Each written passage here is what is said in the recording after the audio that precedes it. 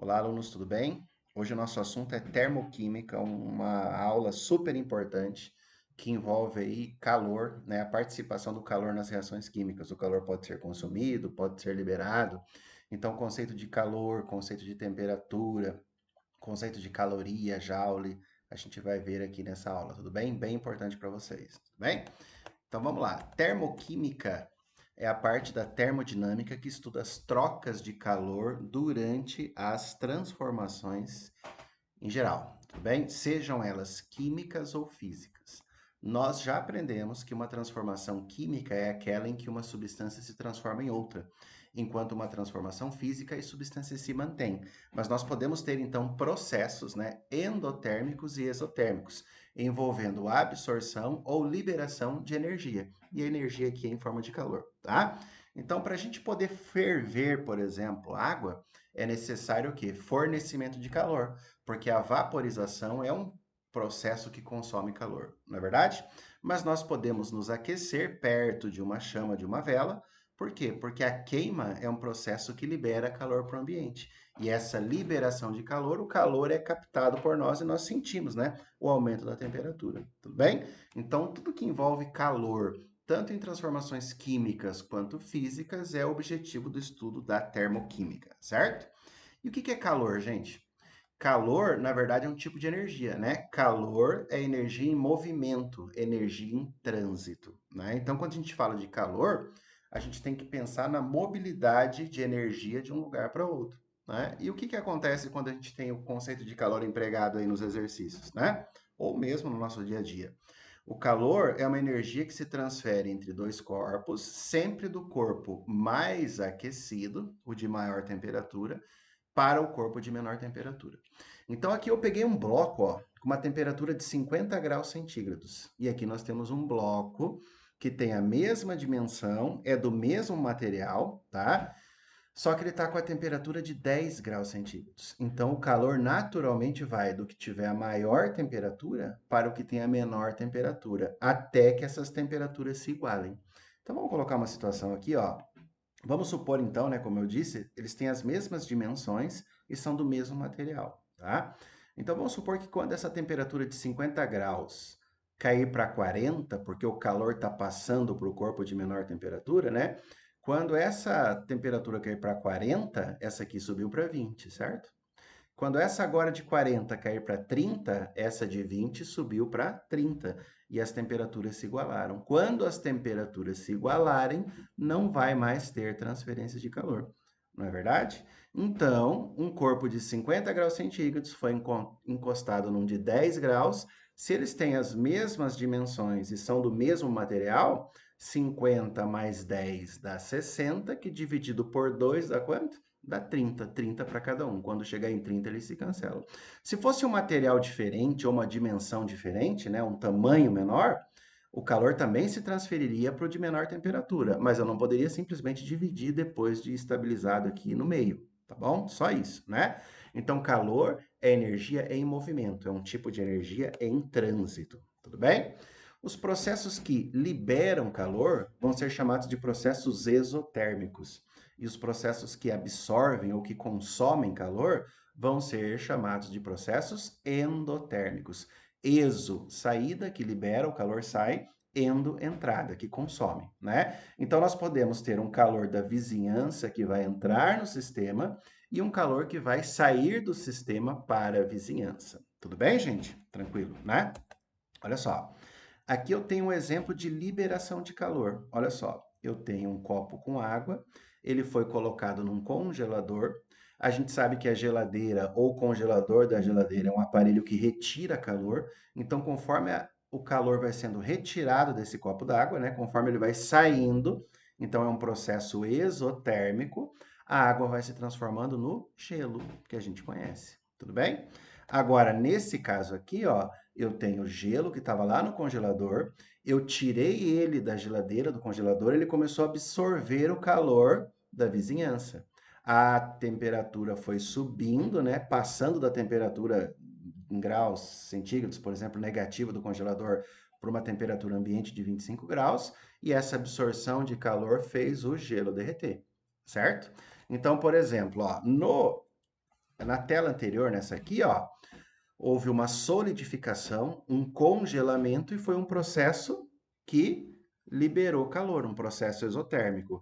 Aqui aconteceu um derretimento, né? O derretimento, uma fusão. E aqui foi um processo que consumiu calor, um processo endotérmico. Tudo bem? Aqui não são reações químicas, porque é água que continua sendo água. Aqui aconteceu só um estado do quê? De desagregação ou agregação da matéria, né? Vamos voltar nessa tela? Aqui a água tinha uma agitação, ela foi perdendo calor, a agitação diminuiu até ela congelar.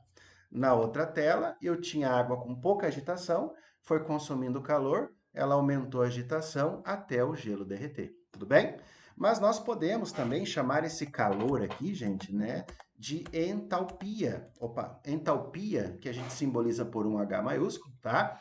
É a medida da quantidade de calor liberada ou absorvida no sistema. Então, entalpia não é nada mais, nada menos que o calor. Só que o calor é envolvido numa reação química. Mas é muito difícil você medir a entalpia num determinado momento, numa situação aí que esteja acontecendo. Então, o que é comum é a gente medir a variação dessa entalpia. Então, ela tinha um calor, ela ganhou, perdeu e foi para outra, teve uma variação. Tudo bem? Então, a gente vai trabalhar muito com essa ideia aqui, ó, na prática, de ΔH, que é a variação, você já conhece o delta lá da física, né? ΔH, a variação de entalpia. Tudo bem? A variação de entalpia, assim como qualquer variação que você calcula, é a entalpia final, toda variação ao final menos o inicial. Então, a variação de entalpia é a entalpia final menos a entalpia inicial. Tudo bem?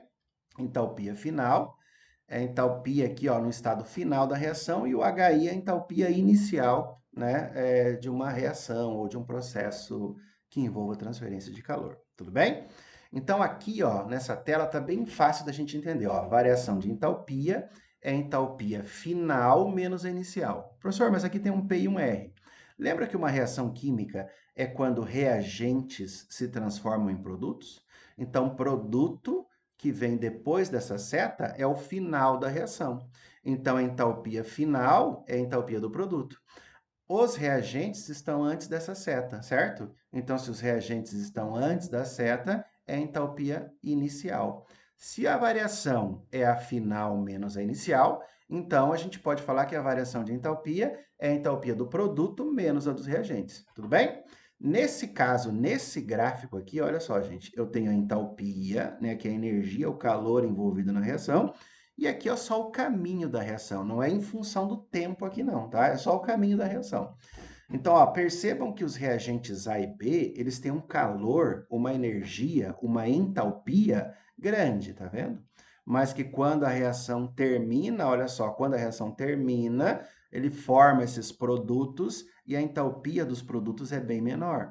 Se começou com uma entalpia grande e terminou com uma entalpia pequena, é porque o calor foi liberado. Se o calor saiu da reação, a entalpia tem que diminuir, concordam? Se ele partiu de um estado energético maior, olha só, estava uma energia bem alta, e terminou com um estado energético menor, olha ali ó, no gráfico. Então, esse calor foi para onde? Esse calor saiu. Então, isso aqui é uma reação que libera calor.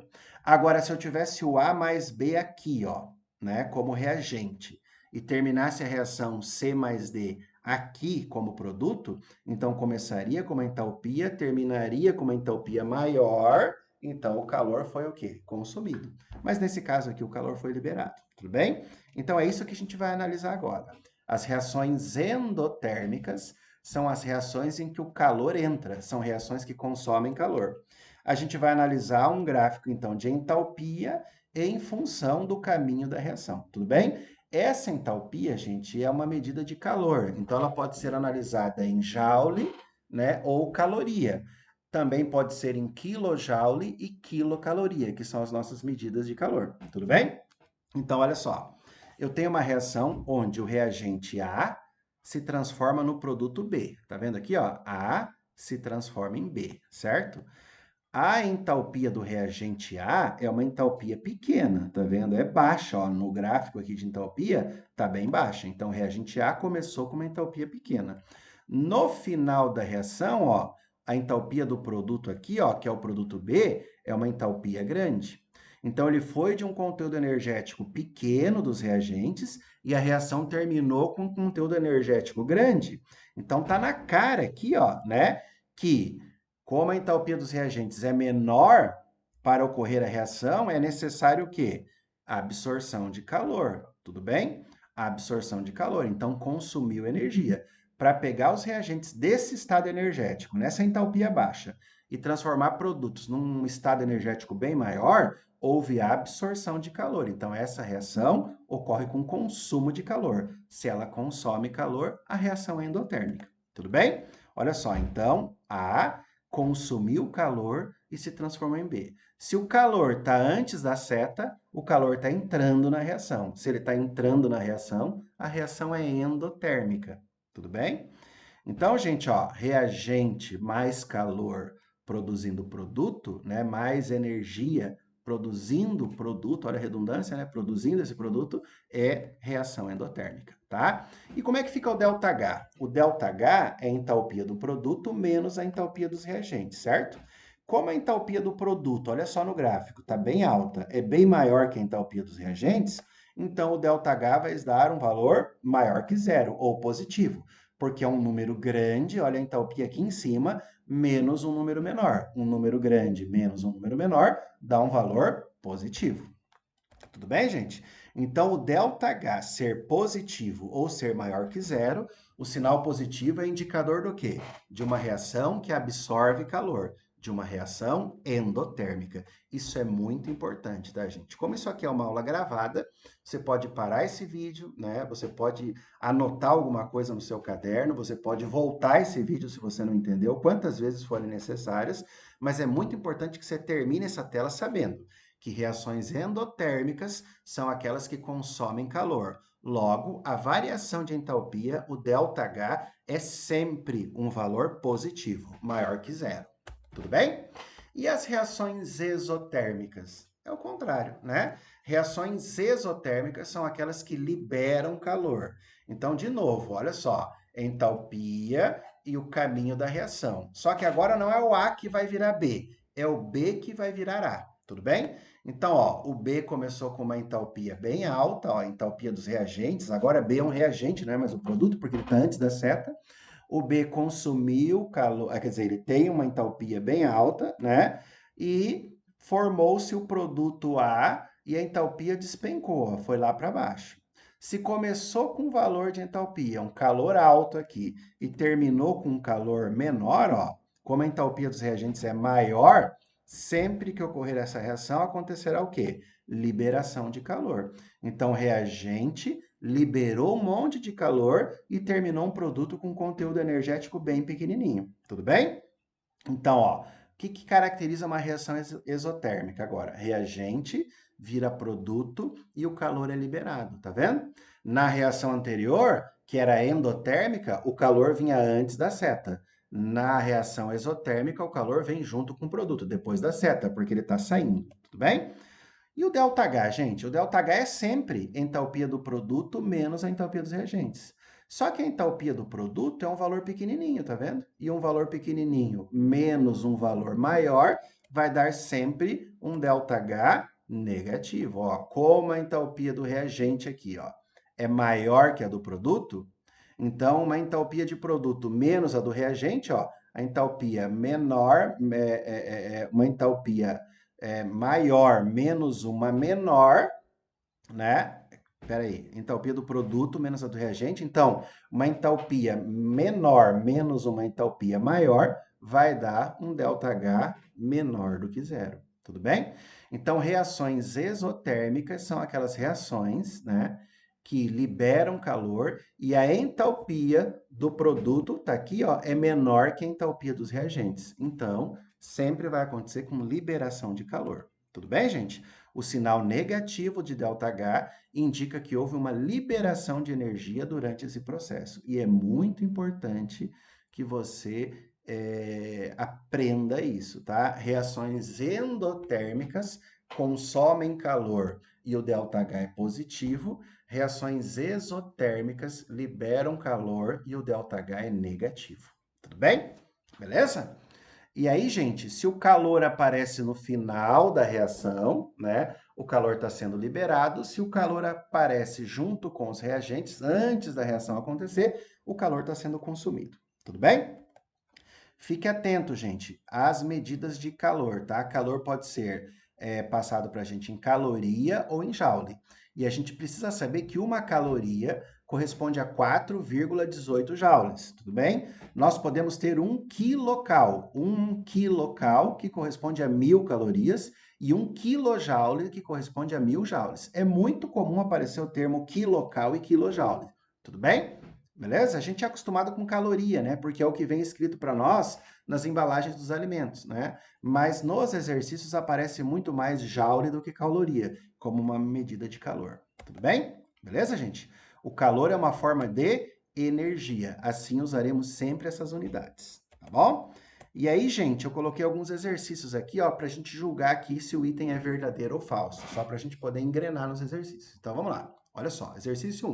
Vamos fazer junto.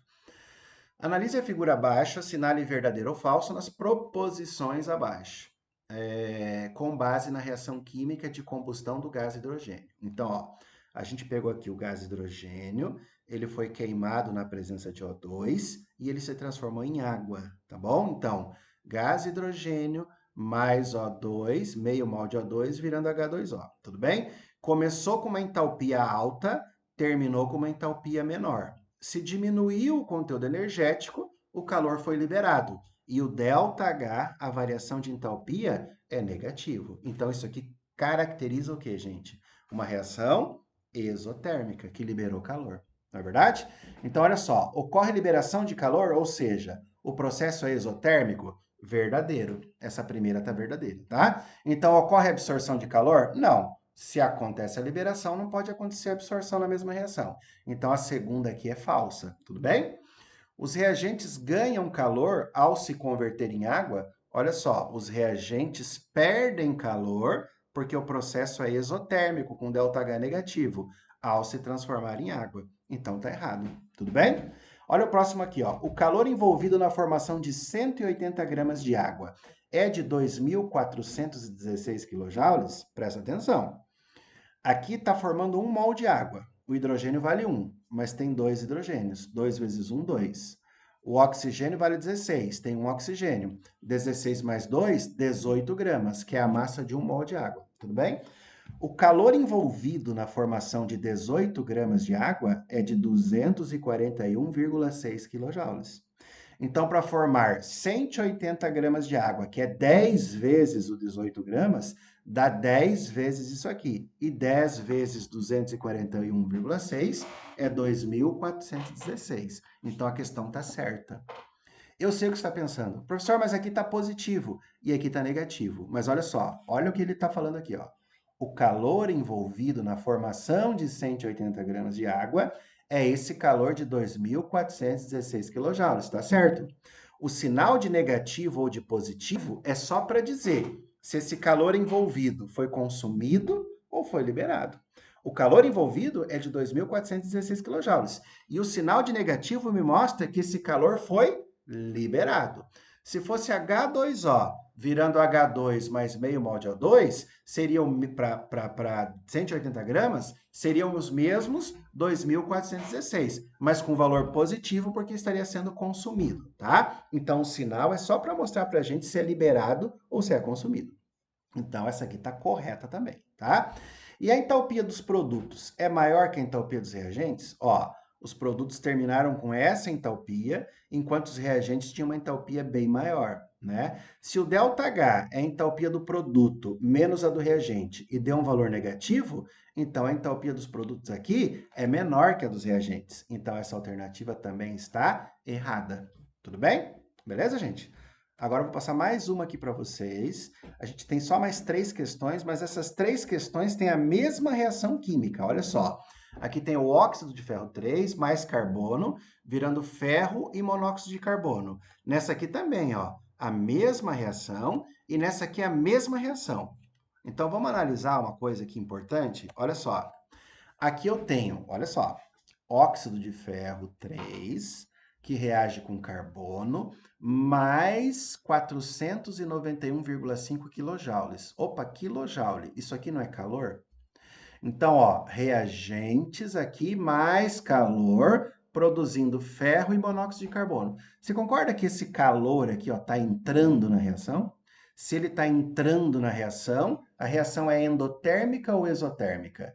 Então, ela é uma reação endotérmica. A primeira aqui está verdadeira. Então, ela não é exotérmica. A segunda é falsa. Tudo bem? A energia está sendo absorvida ou liberada?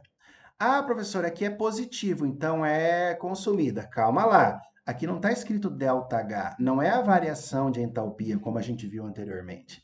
Aqui é o seguinte: é óxido de ferro 3 mais carbono mais calor. O calor está entrando, então a energia está sendo absorvida e não liberada.